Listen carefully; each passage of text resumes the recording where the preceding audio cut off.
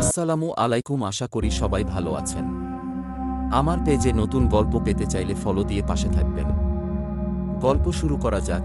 মেঘডুবি গ্রামটি প্রকৃতির কোলে, একেবারে শান্ত সুন্দর। তবে এই গ্রামের নির্জন পথ আর বটগাছের নিচে থাকা ঝোপঝাড়ের এলাকায় নানা কল্পকাহিনী ছড়িয়ে আছে।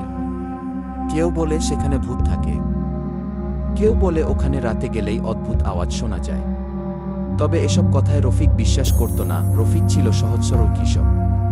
তার দিন শুরু হতো খুব ভোরে। প্রতিদিনের মতো এক সকালে সে বাজারে গেল। সেদিন বাজার বেশ জমজমাট ছিল।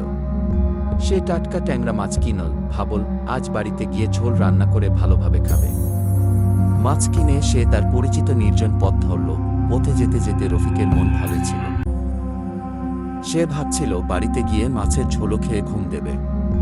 কিন্তু রাস্তার মাঝামাঝি পৌঁছাতেই তার মনে হলো চারপাশ একদম নিস্তব্ধ। ঝিঝি পোকার ডাকও বন্ধ, বাতাসের নড়াচড়া নেই, যেন প্রকৃতি থমকে গেছে। এই সময়ই রফিক অনুভব করল কেউ যেন তার পেছনে হাঁটছে, ভারী ভারী পায়ের আওয়াজ। সে থেমে পেছন ফিরে তাকাল, কিন্তু কেউ নেই।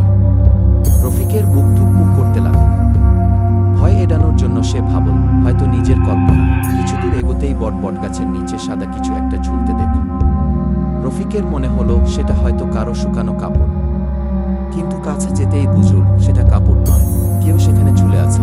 গাছের ডালের নিচে একটা মেয়েকে দেখা গেল। মেয়েটি অদ্ভুতভাবে শীর্ণ, মুখ ঢেকে আছে তার লম্বা চুলে। সে নিচে নেমে এসে বলল, এই যে ভাই, দাঁড়ান তো।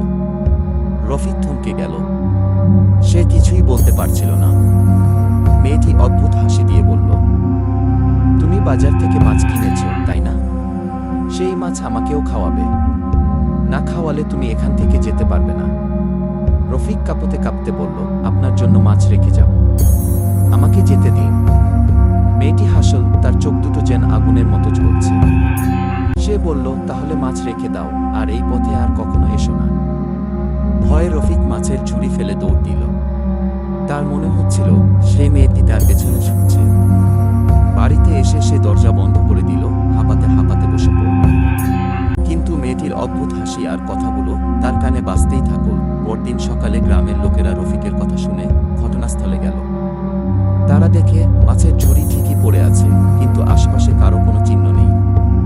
কেউ বলে এটা ছিল বটগাছের পিশাচিনী, কেউ বলে হয়তো কোনো গ্রামীণ প্রেতাত্মা যে এই পথের পথিকদের ফাঁদে ফেলে। সেদিনের পর থেকে রফিক আর কখনো সেই নির্জন পথে হাঁটেনি। গ্রামের সবাই তার এই অভিজ্ঞতা শুনে সাবধান হয়ে যায়।